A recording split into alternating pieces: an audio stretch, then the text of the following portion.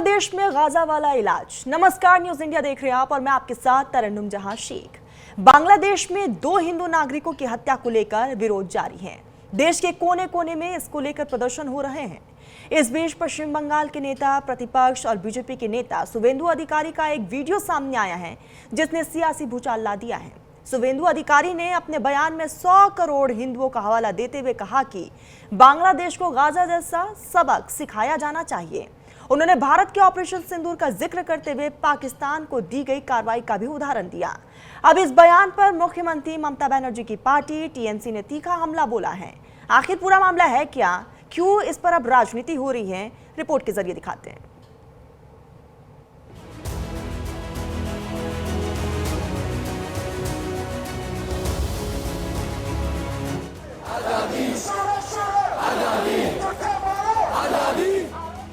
बांग्लादेश में अल्पसंख्यक हिंदुओं पर हो रहे हमलों ने एक बार फिर से चिंता बढ़ा दी है।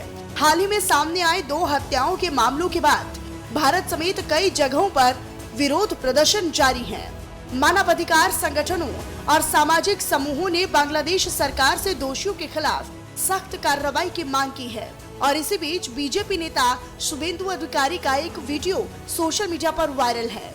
इस वायरल हो रहे वीडियो में उन्होंने कहा है कि दुनिया में 100 करोड़ हिंदू हैं और अगर जरूरत पड़ी तो बांग्लादेश को भी गाजा जैसा सबक सिखाया जाना चाहिए। उन्होंने भारत की ओर से किए गए ऑपरेशन सिंदूर का उदाहरण देते हुए सख्त कार्रवाई की बात कही।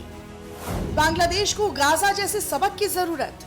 बीजेपी नेता शुवेंदु अधिकारी का बयान, अत्याचार बंद करो नहीं तो 100 करोड़ हिंदू सबक सिखाएंगे। बांग्लादेश को सबक सिखाना चाहिए। सबक ऐसा मिले जो सदियों तक याद रहे। बांग्लादेश को ऑपरेशन सिंदूर में पाक जैसा सबक मिले। बांग्लादेश को गाजा जैसा सबक सिखाना चाहिए। भारत ने जैसा पाक को सिखाया, इजराइल ने गाजा को सिखाया। बांग्लादेश में हिंदुओं को निशाना बनाया जा रहा है। हिंदुओं पर जानबूझकर अत्याचार किए जा रहे हैं। सबक सिखाना चाहिए। जैसे इजराइल सिखाया गाजा में, उस तरीके से हमारी भारत की 100 करोड़ हिंदू, देश का हिंदू हित में चल रहा है सरकार, सबक सिखाना चाहिए। जैसे ऑपरेशन सिंदूर में पाकिस्तान को हम लोग सबक सिखाया। शुवेंदु अधिकारी के इस बयान पर तृणमूल कांग्रेस ने तीखी प्रतिक्रिया दी है। टीएमसी ने सोशल मीडिया प्लेटफॉर्म एक्स पर पोस्ट कर बीजेपी पर गंभीर आरोप लगाए। पार्टी का कहना है कि बीजेपी ने नफरत और कट्टरता को अपनी पहचान बना लिया है। टीएमसी ने अपने पोस्ट में लिखा है कि नफरत और कट्टरता बीजेपी की पहचान। शुवेंदु अधिकारी का बयान नफरत से भरा है। शुवेंदु अधिकारी ने फिर फांसीवादी सोच दिखाई। शुवेंदु बांग्लादेश को गाजा जैसा सबक सिखाने की बात कह रहे हैं। शुवेंदु का बयान मुसलमानों के नरसंहार की सोच। हिटलर बन रहे शुवेंदु के खिलाफ कोई एफआईआर नहीं। टीएमसी ने सवाल उठाया कि इतने गंभीर बयान के बावजूद शुवेंदु अधिकारी के खिलाफ ना कोई एफआईआर, ना कोई गिरफ्तारी और ना ही कोई यूएपीए जैसी गंभीर धाराएं लगाई गई। पार्टी ने उन्हें हिटलर बनने की कोशिश करने वाला नेता तक कह दिया।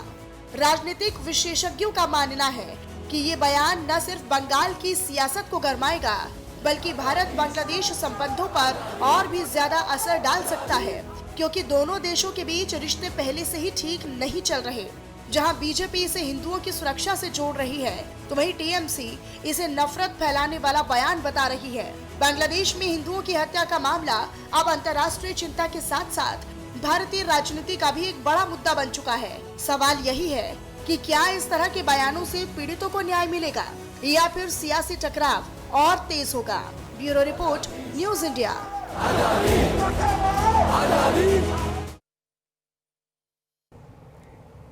तो शुवेंदु अधिकारी की तरफ से जो बयान सामने आए हैं और उसको लेकर अब लगातार रिएक्शन सामने आ रहे हैं। हालांकि टीएमसी साफ तौर पर कह रही है कि बीजेपी का काम है नफरत फैलाना और इसीलिए बीजेपी के नेता इस तरीके से बयान देते हैं ताकि पश्चिम बंगाल का माहौल भी खराब हो।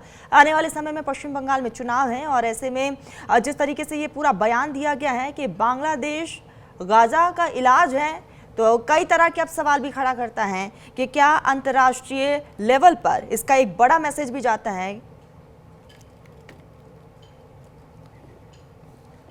तो आपको बता दें कि ये बड़ा यहाँ पर बयान दिया गया है और इसी को लेकर अब कई तरह के सवाल भी खड़े हो रहे हैं। बांग्लादेश को गाजा जैसा सबक सिखाना चाहिए और इसी संदर्भ में उन्होंने जिस तरीके से ये बयान दिया है, आपको बता दें कि लगातार तमाम पॉलिटिकल रिएक्शंस भी सामने आ रहे हैं कि क्या इस तरीके के बयान से हिंदुस्तान के कई राज्यों में क्या हालात खराब नहीं हो सकते, क्या माहौल खराब नहीं हो सकते हैं। आखिर बीजेपी की तरफ से ऐसे बयान क्यों दिए गए हैं, शुभेंदु अधिकारी ने क्या सोचकर ये बयान दिया है, इसी को लेकर टीएमसी की तरफ से भी रिएक्शन सामने आया है, जिसमें टीएमसी ने साफ तौर पर कहा कि बीजेपी का सिर्फ और सिर्फ काम है नफरत को फैलाना और इसीलिए बीजेपी अपनी नफरत की राजनीति को लेकर जानी जाती है। इसी पर हम आपसे थोड़ी देर में चर्चा भी करेंगे, तमाम हमारे साथ गेस्ट भी जुड़ेंगे, लेकिन कई इसके मायने निकाले जा रहे हैं। एक तरफ हम देख रहे कि बांग्लादेश में हिंदुओं को लेकर किस तरीके से उन पर अत्याचार हो रहा है और इसी कड़ी में बांग्लादेश में 2 हिंदुओं की हत्या का विरोध हिंदुस्तान में भी देखने को मिल रहा है। और इसी बीच पश्चिम बंगाल के नेता प्रतिपक्ष और बीजेपी के नेता शुभेंदु अधिकारी का एक वीडियो सामने आया है और ये वीडियो जो है अब लगातार सुर्खियों में भी है।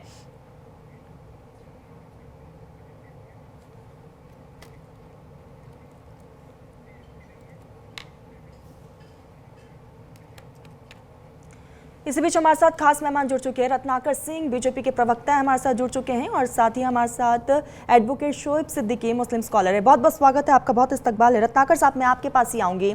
हम देख रहे हैं कि बांग्लादेश में क्या कुछ स्थिति है और ऐसे में शुभेंदु अधिकारी की तरफ से ये बयान देना कि बांग्लादेश को गाजा जैसा हाल कर देंगे, गाजा जैसा सबक सिखाएंगे, कैसे देखा जाए इस बयान को? आपको नहीं लगता कि इस तरह के बयान से हिंदुस्तान में भी कहीं ना कहीं भाईचारे पर भी असर पड़ेगा, हिंदुस्तान का माहौल भी खराब हो सकता है? देखिए तरन्नुम जी, मैं एक राष्ट्र कवि गया प्रसाद स्नेही जी हैं, उनकी एक कविता के माध्यम से आपको कहना चाहूँगा कि जो भरा नहीं है भावों से बहती जिसमें रसधार नहीं, जो भरा नहीं है भावों से बहती जिसमें रसधार नहीं, वह हृदय नहीं है पत्थर है जिसमें स्वदेश का प्यार नहीं। जिसको अपने देश से प्यार नहीं, अपने देश के लोगों से प्यार नहीं, वह हृदय नहीं है, वो पत्थर है। अब यही ममता बनर्जी जब हमारे देश में अत्याचार हिंदुओं पे आता है तो यह चुप हो जाती है। उन्हीं के राज्य संदेश खाली में जब हिंदू पलायन करने को मजबूर हो जाते हैं तब चुप हो जाती है। मुर्शिदाबाद में जब बाबरी मस्जिद की बुनियाद रखी जाती है तो चुप हो जाती है। जब हमारे भाई बांग्लादेश में अल्पसंख्यक जो है मारे जाते हैं तो चुप हो जाती हैं। 22% से 8% हो जाते हैं, चुप हो जाती हैं, कोई बयान नहीं आता है। लेकिन जब हम अपने स्वाभिमान की, अपने हिंदुत्व की, अपने लोगों की, हिंदुओं की रक्षा की बात करते हैं तो इनको लगता है कि हम कट्टरता फैलाते हैं। देखिए, ये आज की स्थिति जो है ना वही है। आज शुभेंदु अधिकारी ने जो कहा है वह क्या है? वो आम जनता की भावना है। हर भारतीय जो है आज बिल्कुल इस बात से दुखी है कि जिस तरह से मानवता की हत्या बांग्लादेश में की जा रही है वह बिल्कुल नहीं होना चाहिए और ऐसे में सख्त जो है कार्रवाई भी करनी चाहिए बांग्लादेश की सरकार को, जो भारत देश ने मांग किया है। भारत देश ने वहां के विदेश मंत्रालय से मांग किया है और यहाँ पे राजदूत को भी तलब करके मांग किया है कि इस तरह से जो अत्याचार हो रहे हैं उन दोषियों को पकड़ा जाए और उन पे जांच बिठाई जाए और उनको कड़ी से कड़ी सजा भी दी जाए। ये हम मांग भी कर रहे हैं। क्या पश्चिम बंगाल की सरकार, क्या ममता बनर्जी ने इस तरह का कोई वक्तव्य दिया? क्या हमारे दीपू चंद्रा जो मारा गया वहां पे उसके रत्नाकर साहब, विरोध का इजहार करिए, उसके लिए कोई मनाही नहीं है। आप बिल्कुल नाराजगी का इजहार कर सकते हैं, आप टीएमसी से सवाल भी पूछ सकते हैं, लेकिन गाजा जैसे हाल कर देना आपको नहीं लगता है कि एक समुदाय को टारगेट करने का काम है इस तरह का बयान? तरन्नुम जी, देखिए, जब देश की स्वाभिमान की बात आती है, अखंडता की बात आती है तो इजराइल अपने को रक्षा करने के लिए निश्चित रूप से गाजा हो, फिलिस्तीन हो, हर जगह वो अपना हमला करेगा और अपने देश के नागरिकों की सुरक्षा को वो देखेगा कि किस तरह से उसको सुरक्षित रख सकता है। तो निश्चित रूप से अगर हमारे देश में अगर इस तरह की बातों को जो कट्टरता जो कह रहे हैं कि कट्टरता फैलाई जा रही है, अगर हमारे नागरिक जो अल्पसंख्यक हैं वहां पे जो बांग्लादेश में रह गए हैं उनके ऊपर अगर हमला होता है तो हमारी भावनाएं निश्चित रूप से इस प्रकार की आएंगी कि उनको जो वहां पे हमारे भाइयों के ऊपर अत्याचार कर रहे हैं उनको सबक सिखाने का यह समय आ गया है। निश्चित रूप से भारत सरकार भी इसको लेकर के बहुत गंभीर है। और गंभीरता वो वहां के जो भी हरकतें हो रही हैं उस पर बारीक नजर रखे हुए हैं। यहाँ तक कि जो राजदूत है बांग्लादेश के यहाँ पे, उनको भी बुला करके तलब किया गया और चीजों को सब गंभीरता से लेने की बात कही गई। तो अगर इस तरह की भावनाएं आती है कि हम अपने अपने भाइयों की रक्षा के लिए और वहां पे इस तरह का वक्तव्य देते हैं, तो इसमें कोई बुरा नहीं। ये आक्रोश है उन लोगों के प्रति जो हमारे भाइयों को वहां पे मारने की कोशिश कर रहे हैं, जो मार रहे हैं, जो प्रताड़ित कर रहे हैं। ये आक्रोश है। और मैं एक चीज बोलना चाहूंगा, ये बांग्लादेश, ये जो पश्चिम बंगाल की सरकार है, टीएमसी सरकार, ये आखिर में क्यों तुष्टीकरण की राजनीति करना चाहती है और क्यों वो चाहती है कि इस तरह के वक्तव्य न है। हम तो अपने समर्थन में कर रहे हैं, भाइयों के समर्थन में, लेकिन जब हमारे भाइयों को वहां पे, आपने देखा होगा तरन्नुम जी कि हमारे भाई जब हिंदू संगठन वहां पे उतर करके और बांग्लादेश के इस कृत्य का विरोध कर रहे थे, तो यही पश्चिम बंगाल की सरकार उनके ऊपर लाठीचार्ज क्यों करती है भाई? क्या हमको अधिकार नहीं अपने देश में प्रदर्शन करने का और यह हक जताने का कि हमारे भाई जो दूसरे जगह पे अल्पसंख्यक हैं उनके हितों की रक्षा की जाए? तो जब पश्चिम बंगाल में ये प्रदर्शन होता है तो उनके ऊपर लाठीचार्ज की जाती है। तो इस तरह की परिस्थिति जो है पश्चिम बंगाल में है। पश्चिम बंगाल आज पूरी तरह से देखिए पश्चिम बंगाल को हम लोग बांग्लादेश नहीं बनने देंगे, ये सुनिश्चित। टीएमसी आरोप लगा रही है कि आने वाले समय में चुनाव है और इसीलिए बीजेपी माहौल खराब करने की कोशिश में है।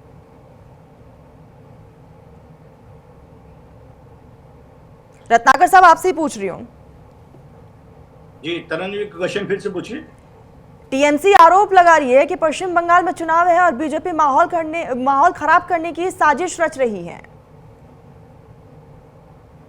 पश्चिम बंगाल में चुनाव है, देश भर में यह प्रदर्शन जारी है हिंदू संगठनों द्वारा, भारतीय जनता पार्टी के कार्यकर्ताओं द्वारा। अगर हमारे लोगों की अगर कहीं पे हत्या की जाती है तो निश्चित रूप से उस सरकार की जिम्मेदारी होती है, उस देश की जिम्मेदारी है कि अल्पसंख्यकों की सुरक्षा करना। अगर सुरक्षित हमारे नागरिक नहीं है तो निश्चित रूप से इस तरह का जो है प्रदर्शन पूरे देश में किया जाएगा।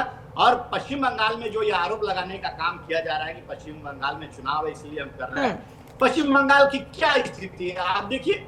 पश्चिम बंगाल में आज हिंदू वहां पे सुरक्षित नहीं है। आज मुर्शिदाबाद में 37% मुसलमान हो चुके हैं।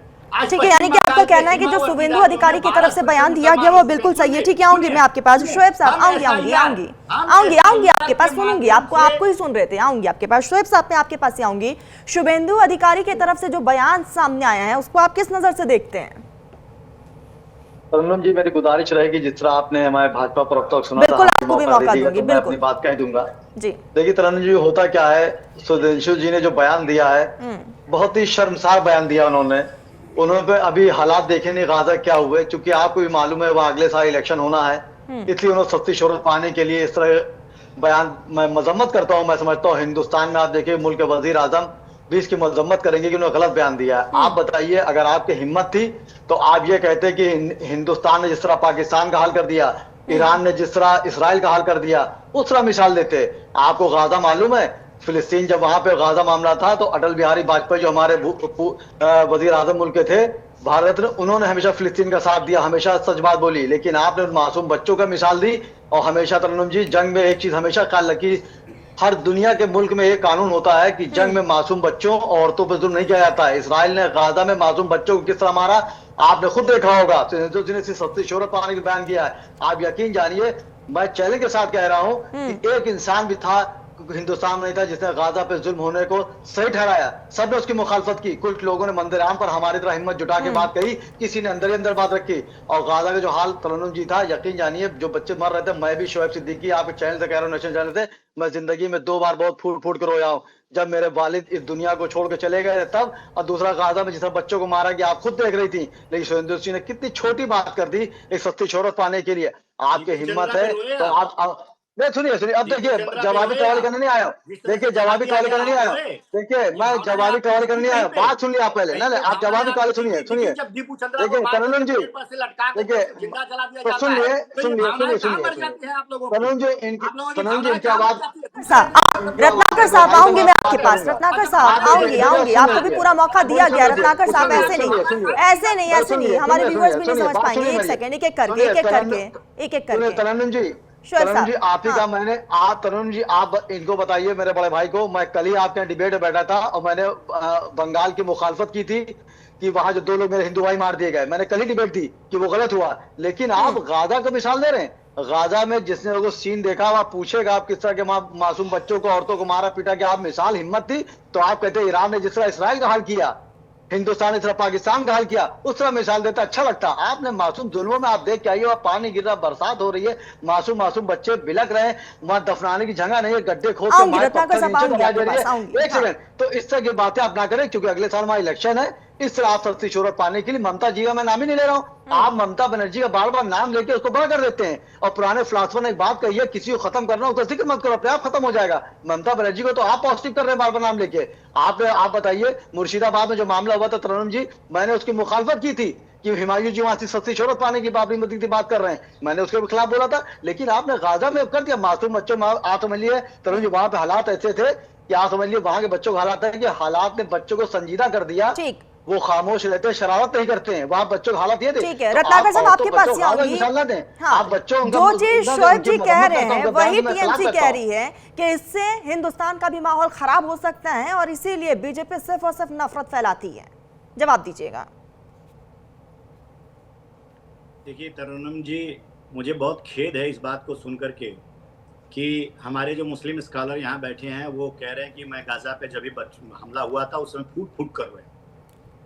आप गाजा जो कि हमारे देश का कोई हिस्सा भी नहीं है, हमारे देश के नागरिक भी वहां पे नहीं है, अगर वहां के बच्चों पे आप फूट फूट कर रोते हैं तो निश्चित रूप से हमारे देश का जो हिंदू भाई जो बांग्लादेश में रह गया उसको अगर मार के लटका दिया जाता है, उसको अगर जला दिया जाता है और आप उस पर सिंपैथी का एक शब्द भी नहीं निकलता है, तो निश्चित रूप से आपके जो है मानवता का जो भावना होती है उस पर मुझे शक हो रहा है। अब ये बताइए कि आज ये लोग कहां चले जाते हैं?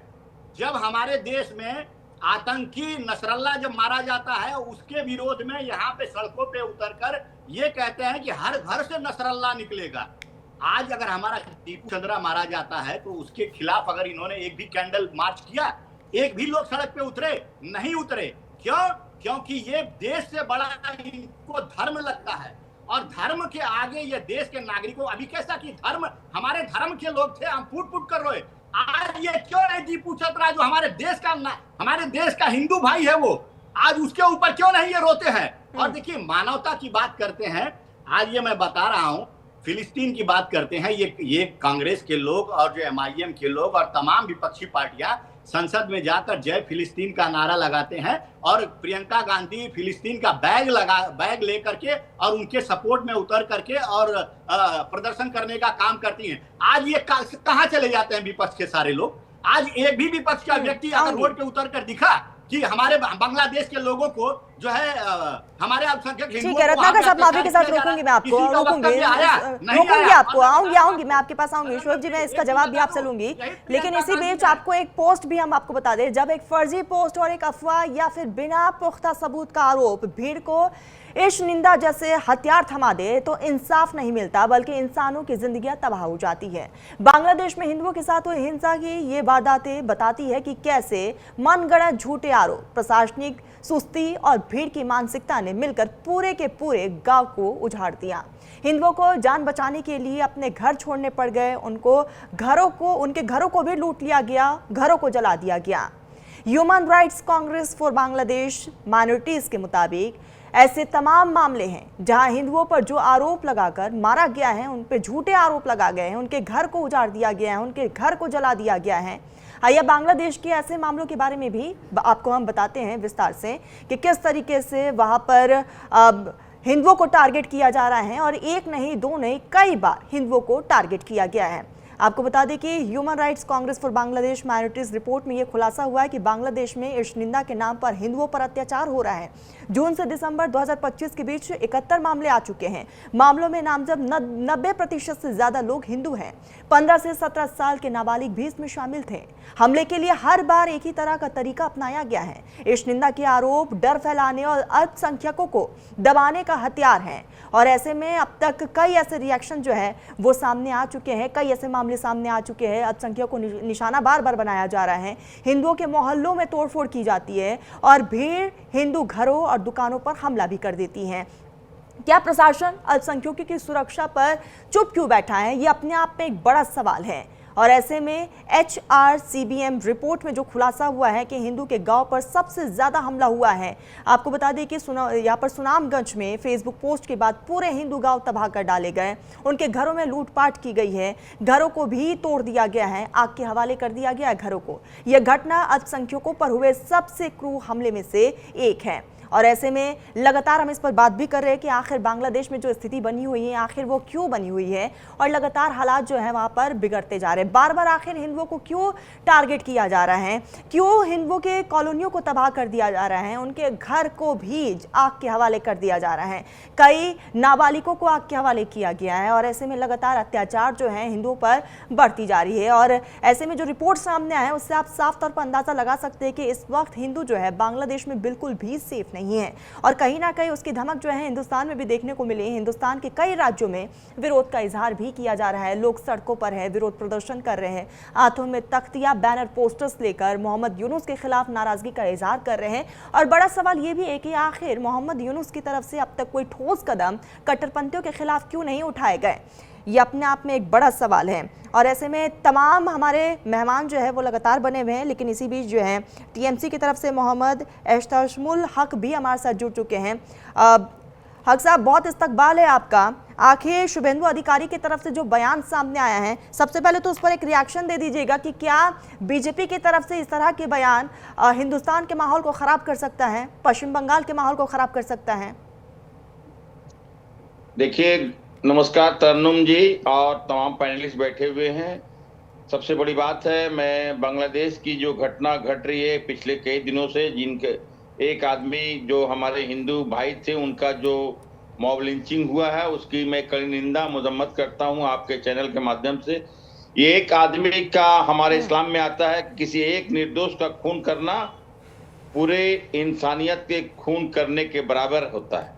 तो मैं इसको कंडेम और मजम्मत करता हूं। जिस हिसाब से बांग्लादेश में हमारे हिंदू भाई जो अल्पसंख्यक है उनके ऊपर अत्याचार हो रहा है, लेकिन कहीं न कहीं हम अपने आदरणीय प्रधानमंत्री नरेंद्र मोदी जी से मैं गुहार लगाना चाहता हूं कि देखिए, ये हमारे स्टेट की मामला नहीं है, ये केंद्र सरकार की मामला है।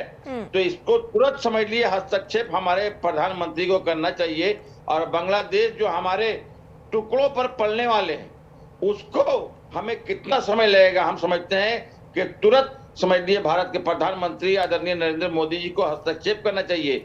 और जो शेख हसीना यहाँ है, समझ लिए उसको हम लोग जिस हिसाब से यहाँ शरण दिए हैं तो इनको शरण देना भी नहीं चाहिए, इसलिए कि मैं उनको ला करके यहाँ सम्मान कर रहा हूँ, यहाँ बैठा के खिला रहा हूँ। और हमारे हिंदू भाइयों के ऊपर वहां अत्याचार कर रहे हैं, तो सबसे पहले इनको देश से निष्कासित करना चाहिए। और हमारे शुभेंदु अधिकारी जिस हिसाब से, देखिए, भारतीय जनता पार्टी एक ऐसी पार्टी है सिर्फ हिंदू मुसलमान की राजनीति करते हैं। कुछ दिन पहले मैं आपको बताना चाहता हूं तरन्नुम जी कि ये शुभेंदु अधिकारी जो हमारे यहाँ के अपोजिशन लीडर है, इन्होंने यूनुस सरकार की तारीफ की थी।